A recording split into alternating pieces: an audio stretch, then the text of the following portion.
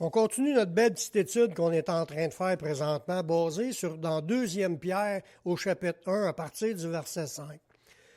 Vous savez que le Seigneur nous a bénis de toutes sortes de bénédictions. Hein. Il nous a donné les révélations des choses cachées pour qu'on puisse connaître son plan merveilleux. On est sauvés aujourd'hui. On a accepté Jésus comme notre sauveur personnel. On s'est engagé à suivre le Seigneur. On fait partie maintenant de son armée. On a été recrutés. On fait partie même de sa famille. On fait partie de son royaume. Puis il nous a donné plein de promesses pour le monde présent puis le monde à venir. Puis à cause de tout ce qu'il nous a donné, ce qu'on est en train de regarder ensemble, basé sur ce que l'apôtre Pierre nous a mentionné, à cause de cela, à cause qu'il nous a tout donné, on est appelé à mettre tous nos efforts à ce que notre vie change, à mettre tous nos efforts à ajouter des choses dans notre vie chrétienne. Oui, le Seigneur travaille, lui, pour nous en susciter des choses, pour nous changer, pour nous donner quelque chose en dedans. Mais il y a une part pour le chrétien à mettre des efforts, à ajouter ces choses-là à sa vie. On arrive des fois à des décisions à prendre, puis on a un effort à faire pour réagir de la bonne façon ou pour agir de la bonne façon. On a à s'en retenir, mais on a aussi des choses à faire, parce qu'on est en contrôle de notre corps. En théorie. Comme que Dieu a dit à Adam, il dit, le péché se couche à ta porte, mais toi domine sur lui. À quelque part, il aurait pu être capable de dire non, mais il a choisi le chemin de dire oui au péché, puis embarquer dans le péché. Mais pour nous, c'est la même affaire. On a toutes les promesses de Dieu, puis une fois qu'on les a obtenues déjà, on a le Saint-Esprit, on a les promesses, on a tout. Là, il dit, mettez tous vos efforts à ajouter ça à votre foi.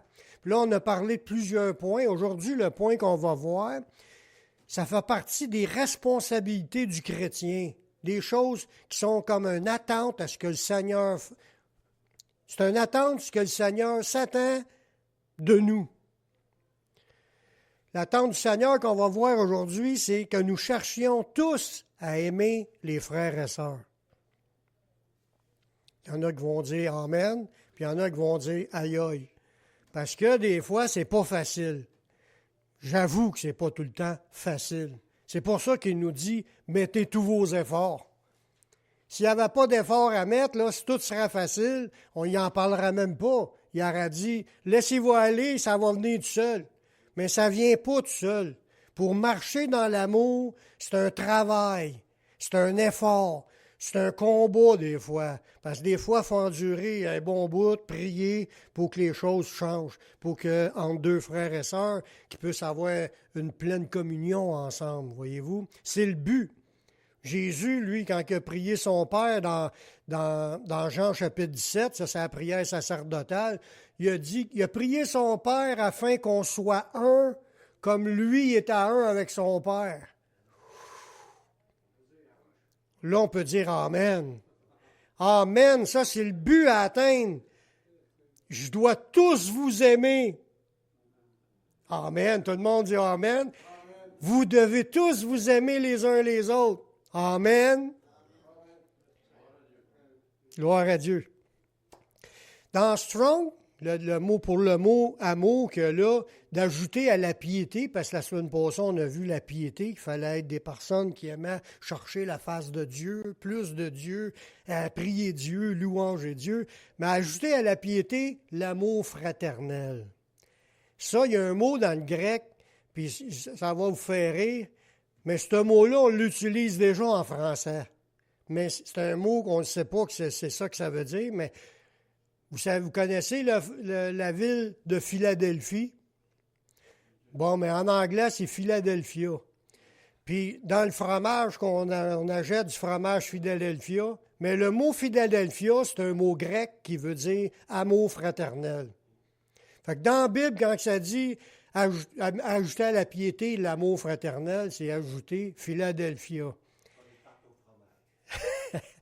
C'est pas qu'on ait une bâche de fromage, mais le mot, pour vous aider à vous en rappeler, la ville aussi, ça veut dire amour fraternel, puis c'est un des trois mots utilisés dans le grec pour désigner l'amour.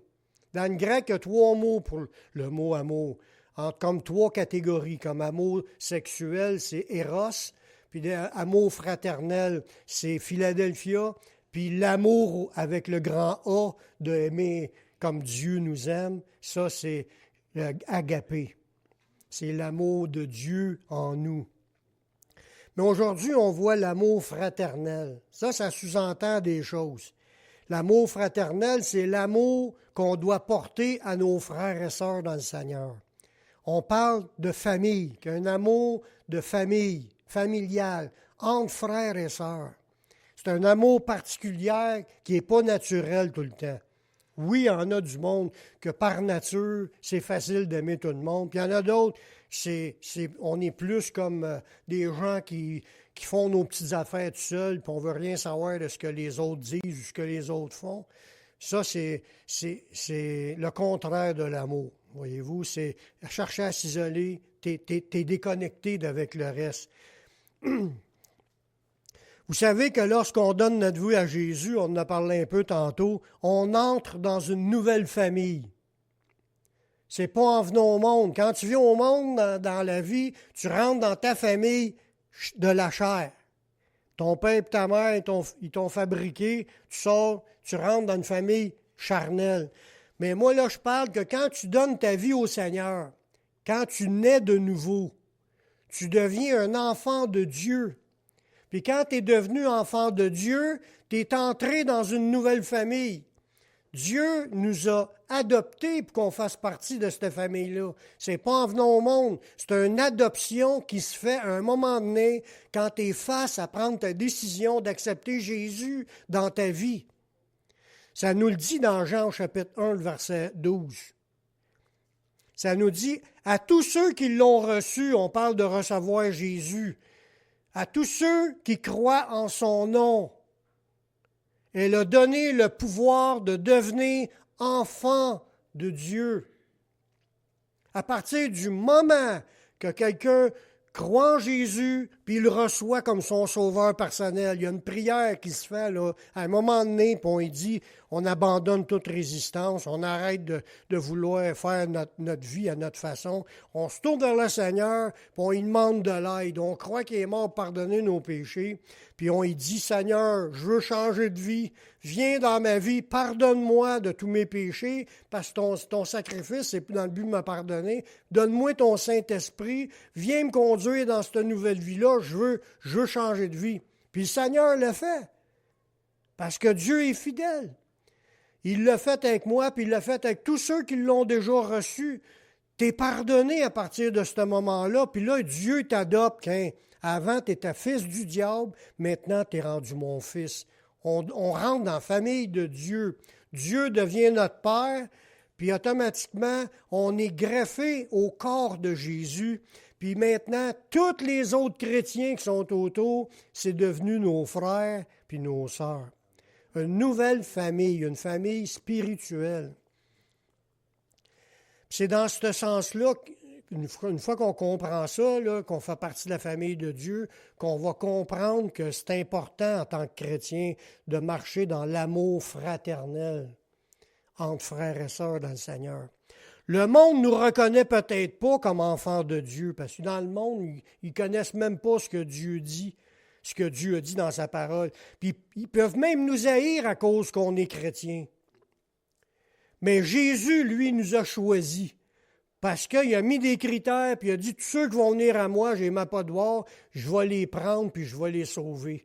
Puis on rentre dans sa famille. Le monde ne nous reconnaît peut-être pas, mais Dieu, lui, nous reconnaît. Jésus nous a choisis. Dans Jean 15, 19, Jésus a dit à ses disciples, « Si vous étiez du monde, le monde vous aimerait, parce que le monde aimerait ce qui était lui. Mais parce que vous n'êtes pas du monde et que je vous ai choisi du milieu du monde, à cause de cela, le monde vous hait. » Il leur a expliqué qu'à cause qu'on n'est plus de ce monde-là, là, Jésus nous a choisis puis nous a emmenés dans son monde à lui. On est rendu un habitant du ciel. On est un habitant du royaume de Dieu. On est déjà assis dans les lieux célestes en Jésus-Christ. Ça fait que le monde ne nous reconnaît peut-être pas, puis ils peuvent même nous haïr à cause de cela. Mais c'est Jésus qui nous a choisis, c'est Jésus qui nous a appelés. Son Saint-Esprit, c'est la même affaire. Dieu nous a appelés puis nous a emmenés pour qu'on comprenne le message. On passe par Jésus puis on obtienne notre statut avec le Seigneur. On n'est peut-être pas reconnu comme fils de Dieu dans ce monde par le monde, mais nous sommes reconnus fils de Dieu par Dieu lui-même. C'est ça qui est important. Il faut qu'on sache que Dieu nous a accueillis, qu'on est maintenant son fils ou sa fille quand tu donnes ta vie au Seigneur. Dans 1 Jean 3,1, ça nous dit « Voyez quel amour le Père nous a témoigné pour que nous soyons appelés enfants de Dieu. » J'ai jamais mérité d'être appelé enfant de Dieu. J'étais un enfant du diable. Je marchais dans le péché, dans la rébellion contre Dieu pendant 20 ans de ma vie, jusqu'à temps que je reconnaisse que ce que Dieu a fait dans ma vie. Puis là, j'y ai donné ma vie. Puis là, à cause de cela, Dieu, dans sa grâce, il m'a pardonné. Comme à chacun de vous qui avez passé par là, il vous a pardonné, puis il vous appelle maintenant enfant de Dieu. Ça nous dit, voyez quel amour le Père nous a témoigné pour qu'on soit appelé enfant de Dieu. Et nous le sommes, que ça dit dans le texte. C'est pas peut-être, c'est nous sommes des enfants de Dieu. Il dit, si le monde ne nous connaît pas, c'est parce qu'il ne l'a pas connu. Mais entre nous autres, le monde ne reconnaît peut-être pas comme enfants de Dieu, mais entre nous autres, on est appelés à se reconnaître comme des enfants de Dieu. Premièrement, moi-même, je dois me reconnaître. Hey, je suis un enfant de Dieu. Puis tous ceux qui passent par là de donner sa vie au Seigneur, il faut que tu te reconnaisses comme un enfant de Dieu. Dieu t'a appelé pour que tu deviennes son enfant et nous le sommes. Puis une fois que tu as réalisé puis que tu t'acceptes comme ça, il faut que tu sois capable d'accepter que l'autre aussi à côté de toi dans l'Église fait partie de la famille de Dieu, puis tu dois le reconnaître comme un enfant de Dieu. Amen. On est tous des enfants de Dieu parce qu'on a connu Jésus puis qu'on marche avec Jésus. Gloire à Dieu. Un chrétien, il n'est pas seul dans la vie, parce que souvent, quand on est dans des difficultés, on est dans des combats, on a des souffrances, on pense qu'on est tout seul, on pense que Dieu nous a abandonnés. Pas du tout. Tu n'es pas tout seul. Notre Père, puis notre frère principal, Jésus lui-même, est avec nous tous les jours jusqu'à la fin du monde. Puis Saint-Esprit, bien sûr. Et les frères et sœurs sont là aussi autour de nous. Des fois, on marche tout seul, puis on pense qu'on est tout seul. On n'est pas tout seul. On a des frères et sœurs tout le tour de la planète. On ne les connaît pas toutes, là. C'est sûr. Il y en a apparemment près d'1 milliard de personnes qui ont accepté Jésus dans leur vie présentement. Je ne te dis pas qu'ils sont toutes dans le Seigneur à 100%. Ça, je ne le sais pas, puis ce n'est pas de mes affaires. Moi, ce que je dois savoir, c'est que je ne suis pas tout seul. Je ne forme pas l'Église à moi tout seul. On est une pierre de l'Église. Puis à Beauharnois, il y a plusieurs pierres, mais il y en a aussi à Châteauguay, il y en a aussi à Valleyfield, il y en a quasiment dans toutes les villes, dans tous les villages des chrétiens.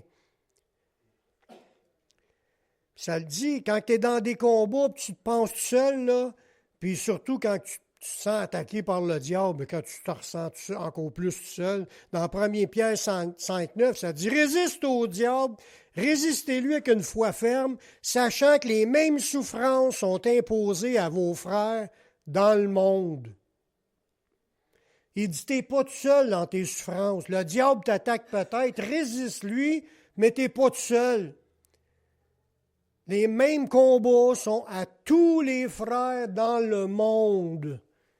On a des frères. C'est une immense famille dans le ciel, dans la famille de Dieu. Parce que Dieu nous a adoptés comme fils, il nous a donné l'esprit de son Fils. C'est pour ça qu'on peut crier que Dieu est notre Père, parce qu'on a reçu le Saint-Esprit, l'Esprit qui était dans Jésus.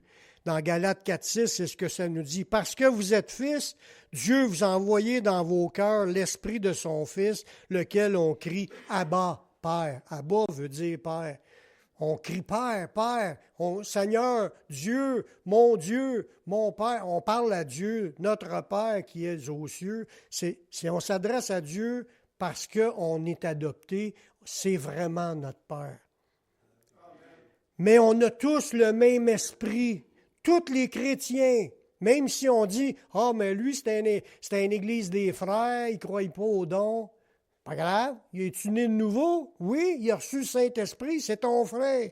L'autre, le pentecôtiste, il exagère puis il saute des rideaux parce qu'il n'est pas capable de rester en place puis il est bien agité puis il veut manifester. Il a-tu reçu le Saint-Esprit? C'est ça que la question. Si oui, c'est ton frère. C'est nos frères. Basé sur le fait qu'il a passé par Jésus, il a reçu le Saint-Esprit, puis on fait tous partie de la même famille. Amen.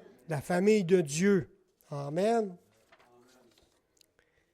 C'est important de réaliser ça parce que pendant longtemps, bien des années, là, qu'il y avait des divisions entre les chrétiens. Puis ça, Dieu n'aime pas ça. Si Dieu les a adoptés, si Dieu nous a adoptés, si Dieu il a adopté ces gens-là avec le comportement des fois un peu bizarre, peu importe comment ce que les personnes sont. Si Dieu les a adoptés, je n'ai pas le droit de les rejeter. Ils ne sont pas enfants de Dieu parce que moi, je les reconnais. Ils sont enfants de Dieu parce que Dieu les reconnaît. C'est la même chose pour nous. C'est pas parce que quelqu'un pense que je ne suis pas sauvé que je ne suis pas sauvé. Non, Dieu, lui, me reconnaît pour son enfant. Donc, je suis sauvé. Puis c'est la même chose pour chacun de nous. On n'est pas jugé selon nécessairement notre croyance, parce que oui, il y a une partie de notre croyance. On a tous la même croyance de base. On est sauvé grâce au sang de Jésus. C'est à cause de ça qu'on devient enfant de Dieu. Si on croit ça et qu'on s'est repenti, bien, on est pardonné. Dieu travaille actuellement dans le monde afin de réunir toute sa famille. Parce qu'il a déjà prévu dans sa préscience, tellement qu'il est intelligent, Dieu voyait à la fin de l'histoire, avant le commencement, il avait déjà prévu qu'il allait chercher, il avait prévu qui acceptera, puis il sait qu'il faut qu'il aille les chercher. Fait que Dieu est en train de travailler présentement pour ramasser tous les enfants de Dieu dispersés, pour les rassembler à son salut, puis un jour les amener avec lui dans son royaume éternel. C'est ce que ça nous dit dans Jean 11, 52. Que le salut, ce n'était pas nécessairement juste pour la nation juive. C'était aussi afin de réunir en un seul corps les enfants de Dieu dispersés. Parce que nous autres, face aux Juifs de ce temps-là, là, quand Jésus est venu, c'était complètement à l'autre bout de la planète. Fait que c'est nous autres, l'enfant de Dieu dispersé. Il fallait que Dieu vienne nous chercher, puis on est arrivé 2000 ans après. Il savait qu'on viendrait à lui.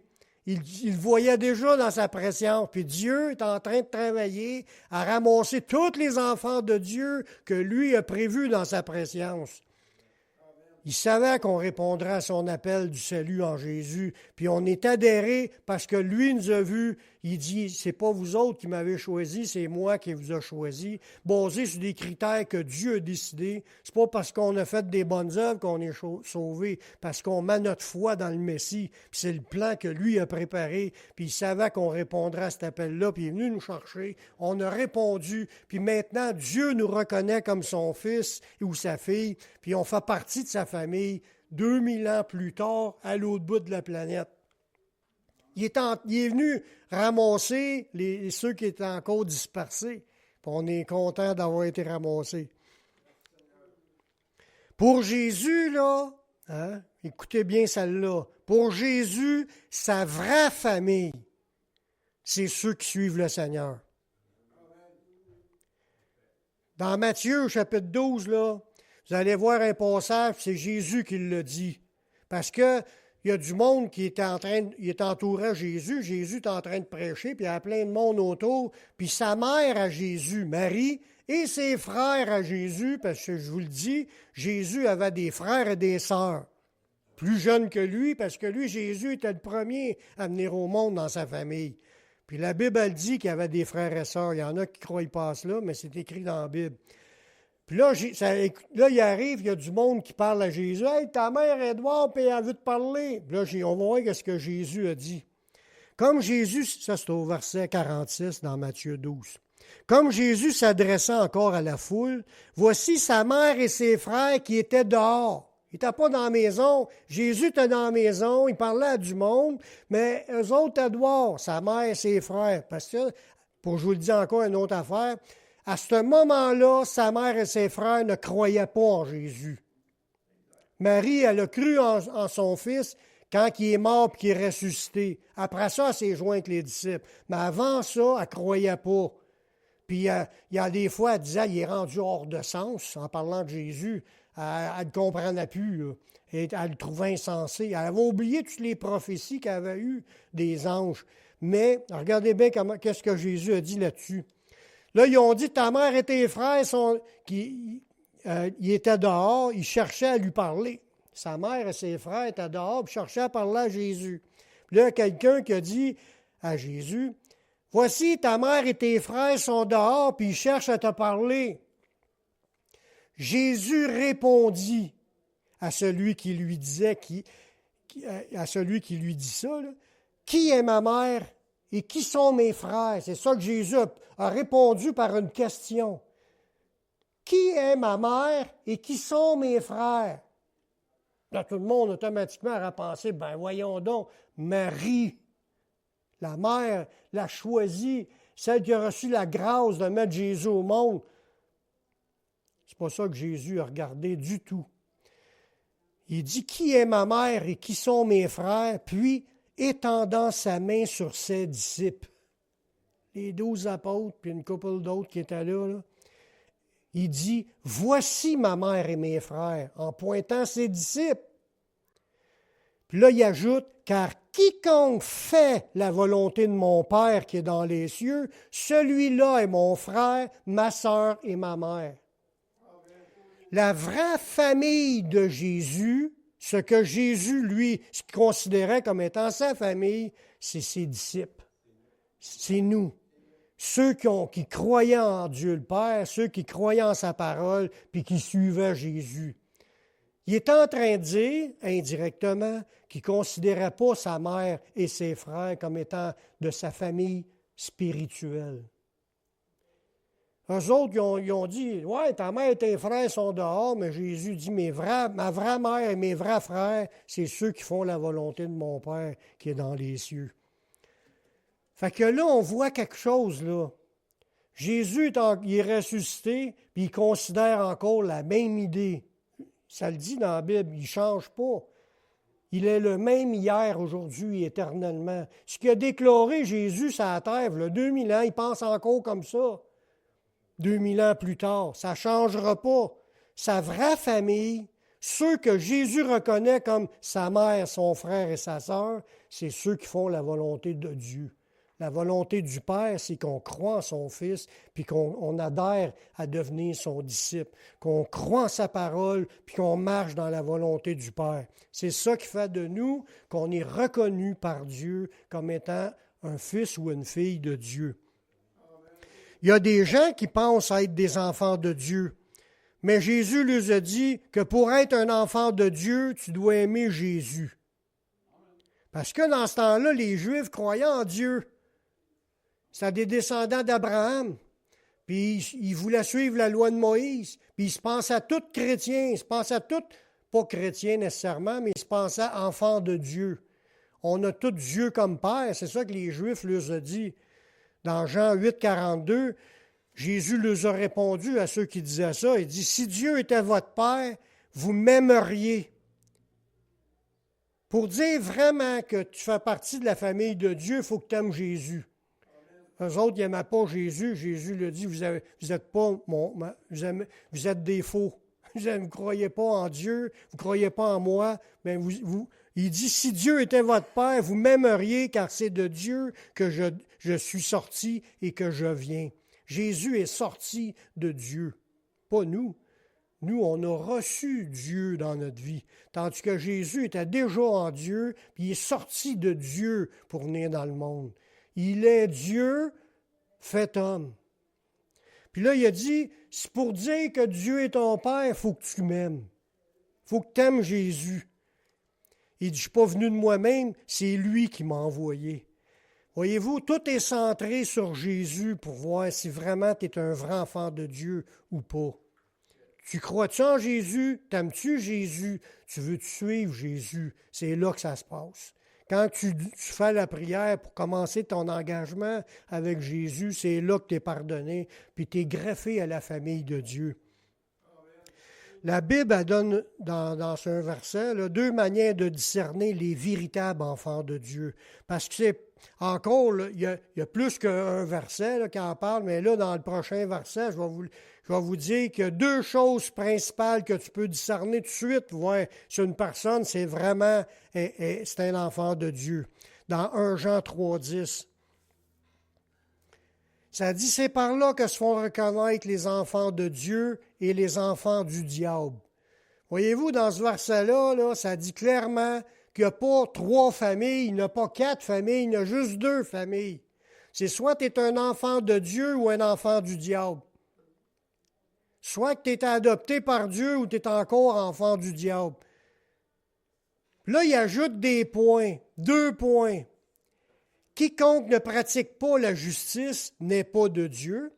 Fait que pratiquer ce qui est juste démontre que tu es un vrai enfant de Dieu. Puis c'est quoi qui est juste? C'est de reconnaître Dieu, reconnaître son Fils, reconnaître sa parole. C'est ça la justice.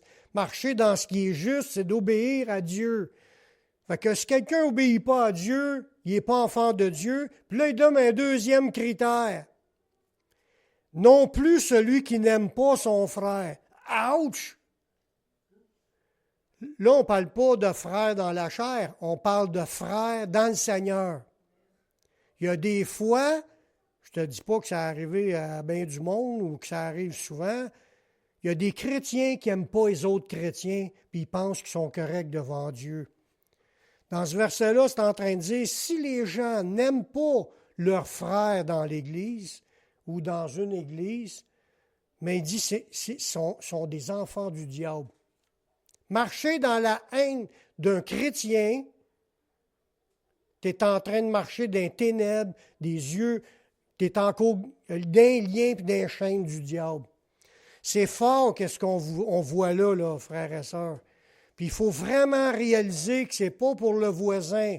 Moi, ça me dit que si je veux vraiment démontrer que je suis un enfant de Dieu, je dois marcher dans la justice, mais je dois marcher aussi dans l'amour des frères et sœurs. Si quelqu'un ne marche pas là-dedans, ce n'est pas un vrai. Amen. Dire que l'on aime Dieu, qu'on ne voit pas, et qu'on n'aime pas son frère, qu'on voit, ça dit qu'on est des menteurs. Dans 1 Jean 4,20. Si quelqu'un dit « j'aime Dieu » et qu'il haïsse son frère, c'est un menteur.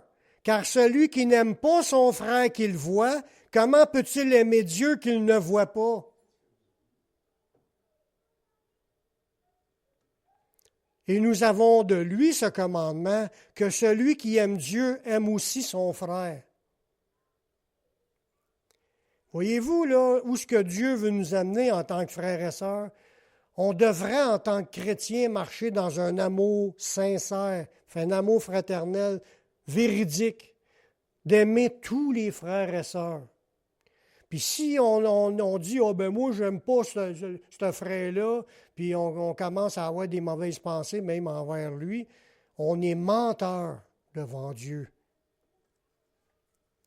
On pense qu'on marche en chrétien, puis on marche dans les ténèbres. Pire que ça, dans le prochain verset, il est encore pire. Si un chrétien n'aime pas son frère, il est encore dans les griffes du diable. Dans 1 Jean 2, le verset 9. Celui qui dit qu'il est dans la lumière et qu'il est son frère est encore dans les ténèbres. Fait que, pour discerner c'est un vrai disciple, il faut qu'il marche dans la justice. Puis dans la justice, ça nous dit, il faut aimez-vous les uns les autres. Fait que si je marche dans la haine, je suis encore pas je suis pas dans la lumière, je suis dans les ténèbres. Je suis encore dans les griffes du diable. Le diable me tient aveuglé, puis il me tient encore avec ses chaînes. Si on a encore de la haine dans nos cœurs contre les frères et sœurs, là, vraiment, il faut travailler là-dessus, puis ça presse de demander pardon au Seigneur, puis d'y demander de remplir notre cœur de son amour, afin qu'on soit libéré des ténèbres, qu'on soit vraiment en train de marcher dans la lumière. Car celui qui aime son frère demeure dans la lumière. Puis il n'y a aucune occasion de chute en lui. Mais celui qui hait son frère est dans les ténèbres, il marche dans les ténèbres, il ne sait pas où ce qu'il va, parce que les ténèbres ont aveuglé ses yeux. Ça veut dire que jamais un chrétien devrait haïr un de ses frères et sœurs dans le Seigneur. Jamais. Si jamais ça vient comme ça cherche à monter, ça là, chassez ça dans le nom de Jésus. Puis demandez au Seigneur de vous remplir de son amour, afin que son amour couvre tout. Nous avons tous passé par le sang de Jésus pour obéir à Dieu, puis avoir un amour fraternel sincère. Sincère. Sincère, ça veut dire une vraie. Pas de l'hypocrisie, pas faire à semblant. Il faut vraiment apprendre à s'aimer sincèrement. On n'est pas obligé de s'embrasser à tous les jours, là, mais au moins d'avoir un bon sentiment, une bonne pensée, une poignée de main, mais c'est tout, pas obligé de plus que ça. Dans 1 Pierre 1, 22, ça dit « Ayant purifié vos âmes en obéissant à la vérité, pour avoir un amour fraternel sincère. » Hey, ça nous dit, on a purifié nos âmes pour obéir à la vérité. C'est qu'en passant par Jésus, ton âme a été purifiée pour marcher dans la vérité, pour arriver à un amour fraternel sincère. Ça veut dire que c'est impossible d'être là-dedans avant que tu passes à Jésus. Mais quand tu marches dans l'obéissance, le but, c'est d'avoir un amour fraternel sincère. Fait que si on est encore au stage de tasser des chrétiens parce qu'on ne les aime pas, si on est encore d'un stage d'enfant. Ce n'est pas un stage de maturité chrétienne. La maturité chrétienne, quand tu deviens mature, là, tu veux vivre pour les autres. Que si vous pensez qu'un pasteur qui prêche, que lui, parce que moi je ne suis pas le seul, là, il y en a des millions, des milliers, des dizaines de milliers de pasteurs dans le monde. Puis ils ne sont pas tous payés, là. C'est du monde bénévole. Du monde qui se donne pour essayer d'aider les autres, puis de parler pour essayer d'édifier l'Église. C'est du monde qui ne vit plus pour eux-mêmes, vivent pour les autres. Ils veulent vivre l'amour. Ils veulent vivre, à moins qu'ils soient là pour l'argent, qu'il y a une grosse paye, mais en général, là, il y en a bien plus qui sont pas payés pour faire cela. Arriver à une maturité, il faut que tu apprennes à aimer. Aimer tous les frères et sœurs au point de vivre pour les autres. Jésus a dit, il n'y a pas de plus grand amour que de donner sa vie pour ses amis. Vous avez le droit de dire Amen de temps en temps.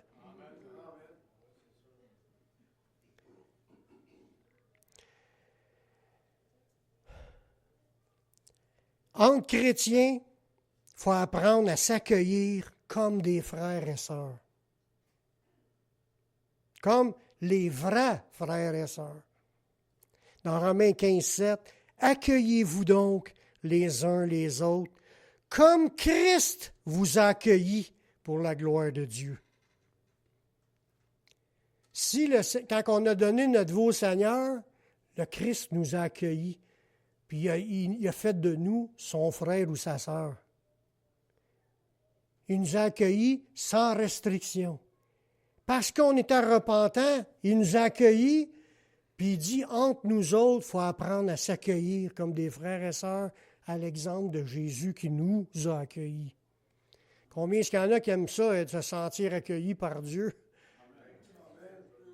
Puis je suis sûr qu'on aimerait ça aussi que chacun de nous, on s'accueille les uns les autres de la même façon. Amen. Le Saint-Esprit en nous pousse pour qu'on s'aime les uns les autres.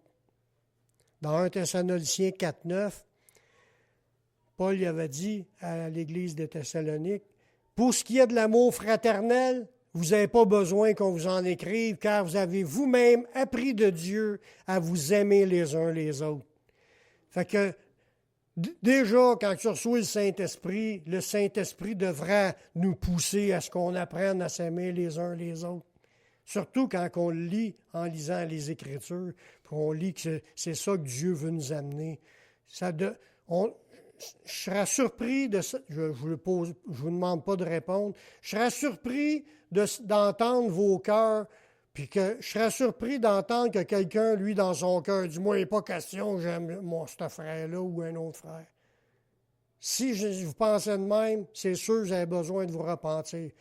Je pense qu'on devrait tout en train de penser « Oui, je vais apprendre à aimer tous mes frères et sœurs. Puis je vais apprendre à les accueillir comme Dieu m'a accueilli. » Amen. Même Jésus nous demande d'apprendre à nous aimer comme Jésus lui-même nous a aimés. Dans Jean 15, 12, Jésus a dit, on l'a chanté un matin, il dit, c'est ici mon commandement, aimez-vous les uns les autres comme je vous ai aimés.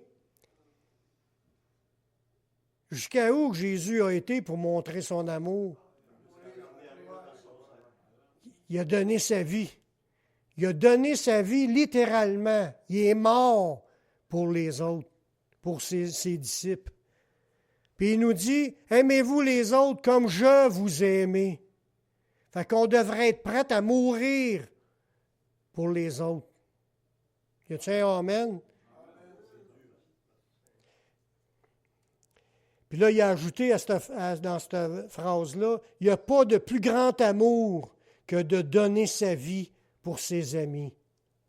Parce que quand on est dans une famille de chrétiens, on est tous, en plus d'être frères et sœurs, on est des amis. Des amis de Jésus, puis des amis un avec les autres. Puis il n'y a pas de plus grand amour que de donner sa vie pour les autres. Fait que si on veut passer pour des gens matures dans le Seigneur, il faut développer l'amour, puis être capable de s'aimer au point de se donner pour les autres. Dieu nous demande de tout faire pour aider nos frères et sœurs. Dans Romains 12, 10, ça dit « Par amour fraternel, soyez pleins d'affection les uns pour les autres, puis par honneur, usez de prévenance réciproque. » La prévenance, là, c'est d'aller au-devant.